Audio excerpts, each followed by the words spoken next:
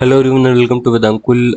आई hope आप सबने पिछला वीडियो जो था, last video regarding BHU anti ragging form, उसको आपने देख लिया होगा, समझ लिया होगा। उसी वीडियो मैंने आपको बताया था कि नेक्स्ट वीडियो में हम डिस्कस कर रहे होंगे कि डोजियर फॉर्म कैसे भरना है। तो सबसे पहले आप ऑफिशियल वेबसाइट पे आइए bhu.ac.in। इस पर आप एडमिशन एंड काउंसलिंग पोर्टल पे जाइए। फिर उसके बाद नोटिस सेक्शन में जाइए। जैसे आप इस नोटिस सेक्शन को स्क्रॉल डाउन करेंगे तो नीचे आपको वहीं पे डोजियर फॉर्म का भी एक आइकन दिख रहा होगा। यहाँ पे डोजियर फॉर्म पे आप क्लिक करेंगे तो आपको डोजियर फॉर्म ओपन होकर के आपके सामने आ जाएगा। इसके पहले एंटी रैगिंग और anti ragging by student, anti ragging by parent guardian हमने बता दिया कैसे फिल करना है। तो उसको वीडियो को आप जाके देख लीजिएगा, उसका लिंक भी डिस्क्रिप्शन बॉक्स में आपको दे दिया जाएगा, तो आप वहाँ से भी देख सकते हैं। तो आइए इस वीडियो में समझ लेते हैं कैसे हमें जो है वो अपना एंटी रैगिंग के बाद अब डोजियर फॉर्म फिल करना होगा। तो बहुत ध्यान से समझते जाइएगा। देखिए, the dean faculty of Banaras Hindu university, तो ये जो पोर्टल पे अपलोड किया गया ये ऑफिशियल वाला है। जो आपका डोजियर फॉर्म है, तो इसके लिए आप बिल्कुल भी परेशान नहीं होइएगा कि इसमें एचओडी के लिए तो कुछ नहीं लिखा हुआ है, या फिर जैसे डिपार्टमेंट में अगर होगा तो डिपार्टमेंट में तो एचओडी होते, तो कोई प्रॉब्लम नहीं होगी, बिल्कुल भी आप परेशान नहीं होइए। उसके लिए हमने ग्रुप में सेंड किया है, उसको भी फिल कर सकते हैं। दोनों में बात ऑलमोस्ट एक ही है, थोड़ा सा बस आपको चेंज करना होगा। जैसे अगर आप लॉ फैकल्टी में एडमिशन लेंगे एग्जाम्पल के तौर पे, तो यहाँ पे आप क्या लिखेंगे, लॉ लिख देंगे अपना। यहाँ पे आपको डीन जो है वो ठीक है, एकदम एप्लीकेबल है। लेकिन जहाँ पे एचओडी होगा वहाँ पे आप चाहें, इफ़ यू विश, तो आप इसको कट भी कर सकते हैं, या जो हमने टेलीग्राम ग्रुप में शेयर किया हुआ है उस वाले पीडीएफ को भी आप जाके देख सकते हैं, उसमें भी आप उसको फिल कर सकते हैं, कोई प्रॉब्लम नहीं होगी। लेकिन इसको आप कट करके चाहें तो बस एक सिंपल कट करिएगा। बस मैं आपको समझाने के लिए इतना कट कर रहा हूँ, आपको कुछ नहीं करना होगा। What you have to do is that कि आप बताइए कि हमने ऑफिशियल पोर्टल से डाउनलोड किया है, बस ऐसे सिंपली एक बार आप कट कर दीजिएगा। यहाँ पे आप लिख दीजिएगा एचओडी, ये भी आपको लिखना है। और यहाँ ऐसे एक बार सिंपली कट करके डिपार्टमेंट ऑफ, जो आपका डिपार्टमेंट है, department of Hindi, political science, botany, what ever it is, जो कुछ भी है आप ऐसे अपना आराम से लिख दीजिएगा, ठीक है। अगर डिपार्टमेंट में आपको देना है ज़रूरत पड़ी तो आगे आइए। उसके बाद राइट साइड में आप देखिए, सबसे पहले आप क्या करेंगे, अपना एक फ़ोटो पेस्ट करेंगे। यहाँ पे पासपोर्ट साइज़ होगा, आपको फ़ोटो होगा, और आप इसको सेल्फ अटेस्ट करेंगे। सेल्फ अटेस्ट का मतलब होता है कि आधा सिग्नेचर फ़ोटो पर रहेगा, आधा नीचे रहेगा, ऐसे आपको सिग्नेचर करना होगा, ठीक है। आगे आइए। फिर अब जब आगे बढ़ेंगे तो यहाँ पे मैडम दिख रहा है, तो आप चाहें, इफ़ यू विश, तो आप इसको सर कर दीजिएगा, बिकॉज हाँ, ये जहाँ पे टाइप किया गया है वहाँ पे जो डीन रही होंगी वो मैडम रही होंगी। तो आप ऐसे स्लैश एक करेंगे और यहाँ पे आप सर लिख देंगे, ठीक है। तो ये आपका काम हो जाएगा। I am seeking admission to, फिर आप अपना कोर्स लिख दीजिएगा। फॉर एग्जांपल अगर हम एलएलबी को लेके चलते हैं तो कोर्स में आपका एलएलबी आ जाएगा। ईयर में आप अपना ईयर डाल दीजिएगा, फर्स्ट ईयर, सेकेंड ईयर। और जैसे यहाँ पे आप फर्स्ट ईयर लिख के ब्रैकेट में ईयर भी लिख दीजिएगा, 2024-25, ठीक है। तो ऐसे भी चल जाएगा, एकदम एक्यूरेट है। अगर एमए कोर्स है, एमएससी है, तो आप एमएससी लिख दीजिए, MSc botany, MA political science, MST, जो भी कोर्स है वो अपना लिख के फिर आप ईयर में 1 कर दीजिएगा, ब्रैकेट में 2024-25 लिख दीजिएगा। सब्जेक्ट ग्रुप, तो आपका जो पीजी लेवल पे हो कोई ग्रुप होता नहीं है, आपको ऑलरेडी पता है। तो आपको क्या करना होगा, जैसे अगर एलएलबी में आप, तो आपको सिर्फ यहाँ पे लॉ लिखना है, ठीक है। क्या लिखना है, सिर्फ लॉ लिखना है। अगर आप हिंदी में है तो हिंदी लिख दीजिएगा, बॉटनी में तो बॉटनी लिख दीजिएगा, सोशोलॉजी में तो सोशोलॉजी लिख दीजिएगा, जो भी आपका सब्जेक्ट है। ग्रुप नहीं होता है, आपको पता होगा, पीजी लेवल पे। और जब आप यूजी लेवल पे आएंगे तो आपको 3-4 सब्जेक्ट्स अलॉट होते हैं, तो 3 सब्जेक्ट्स आप मेन जो कोर्स होते हैं वो आप लिख सकते हैं। तो ये कोई बहुत इशू नहीं होता है, बहुत आराम से फिल करिएगा, बिल्कुल टेंशन फ्री माइंड से, तो कोई आपको प्रॉब्लम नहीं होगी, ठीक है। आगे आइए, आगे चलते हैं। उसके बाद से फिर देन आगे जैसे आप स्क्रॉल डाउन करेंगे उसके बाद योर्स फेथफुली का एक आपको सेक्शन दिख रहा होगा। इसमें आपको अपना नाम लिखना होगा। यहाँ पे आप अपना नाम लिखिएगा, फिर आप अपना यहाँ पे साइन कर दीजिएगा, फिर यहाँ पे आप अपना नाम लिख दीजिएगा, ठीक है। ये आपको काम करना होगा। योर्स फेथफुली के ऊपर आपको अपना नाम लिखना है, फिर यहाँ नीचे सिग्नेचर करना है, जहाँ पे मैं ये अभी आपको दिखा रहा हूँ, और जस्ट उसके नीचे आप अपना नाम लिख देंगे। फिर आप आगे ही अपना डेट डाल दीजिएगा, जिस दिन आपका वेरिफिकेशन होने वाला है वो डेट आप डालिएगा। चाहें तो आप उसके एक दिन पहले का भी डेट डाल सकते हैं, कोई इशू आपको नहीं होने वाली है, ठीक है। तो आइए आगे चलते हैं, आगे देख लेते हैं क्या चीज़ें हैं, कैसे डिस्कस करना है हमें और क्या फिल करना है। आगे आइए, जैसे आप स्क्रॉल डाउन करेंगे अच्छा, इस फॉर्म को आपको एक बात बताना होगा मुझे कि आगे पीछे प्रिंट कराइएगा, और ट्रिप्लिकेट में, ये मतलब कम से कम 3 कॉपी।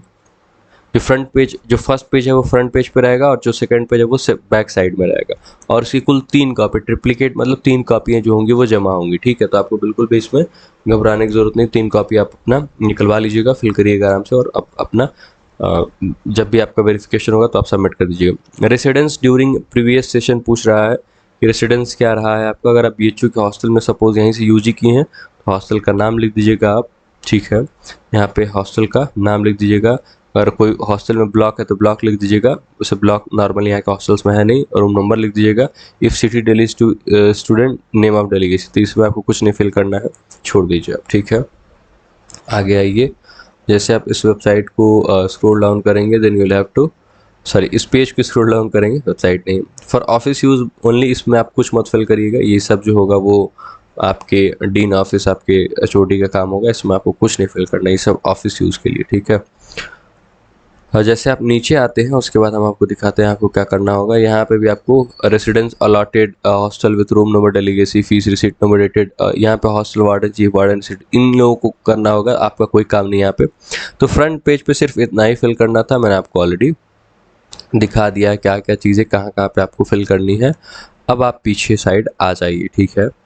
जैसे ही आप पीछे साइड आ जाएंगे वहाँ पे आपको कैसे फिल करना है, क्या करना है, हम आपको बताते हैं।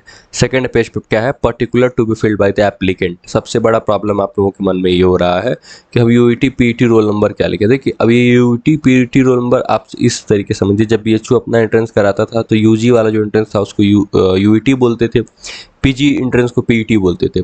For first year students of a course, जो फर्स्ट ईयर स्टूडेंट है उनके लिए है। तो आप चाहें तो आप अपने BHU के एप्लीकेशन जो अप्लाई किए थे आप उस एप्लीकेशन ID को लिख दीजिएगा, ठीक है। और अदरवाइज अगर आप चाहें तो आप जो आपका CUET का रोल नंबर है वो भी आप लिख सकते हैं।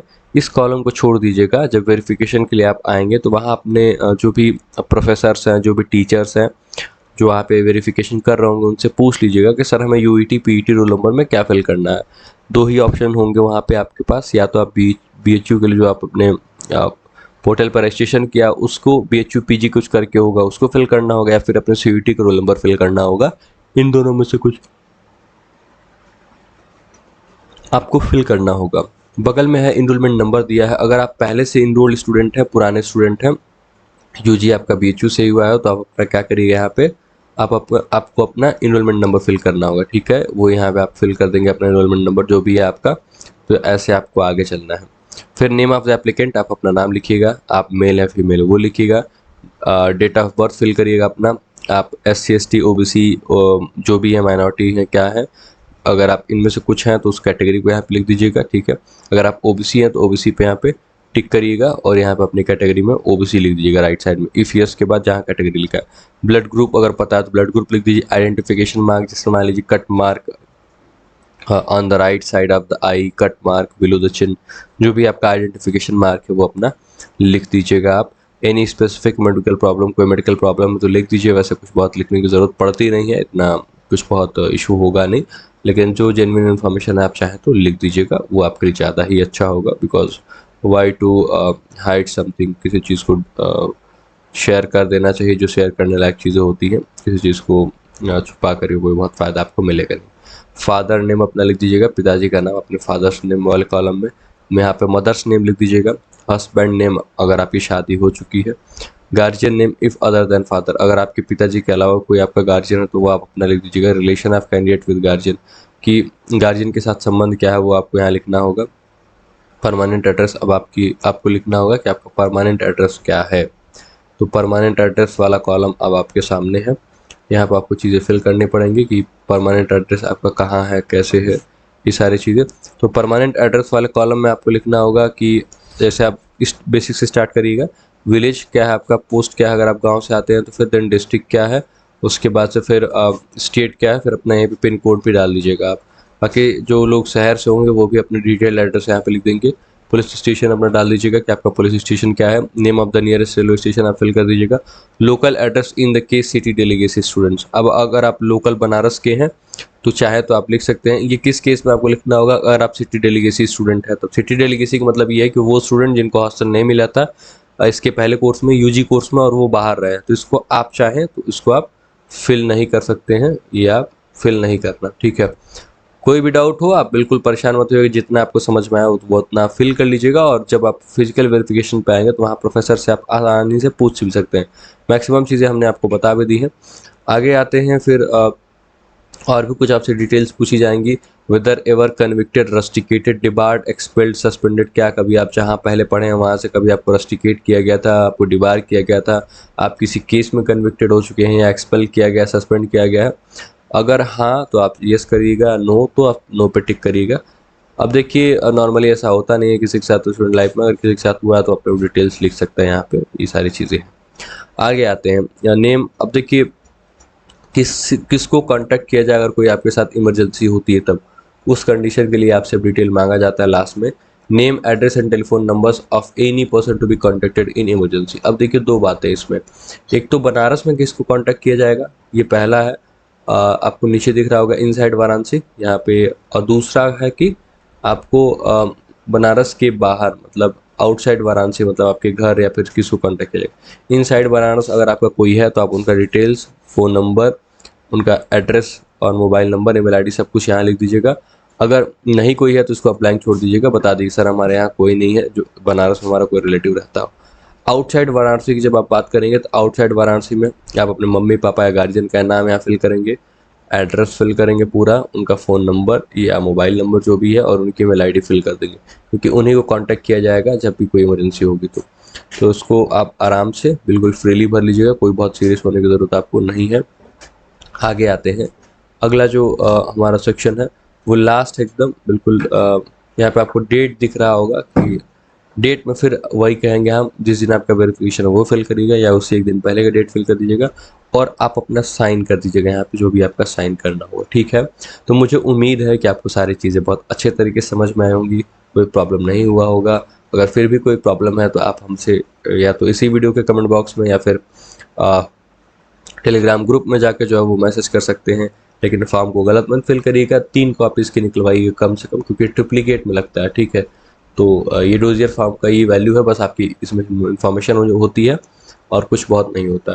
तो देखिए ट्रिप्लीकेट या क्वाड्रिप्लीकेट भी कहीं कहीं मांग लेता है कि 4 कॉपी जो है वो, तो आप 3 से 4 कॉपी निकलवा लीजिएगा, बहुत आपके लिए ठीक रहेगा, कोई बहुत प्रॉब्लम नहीं है।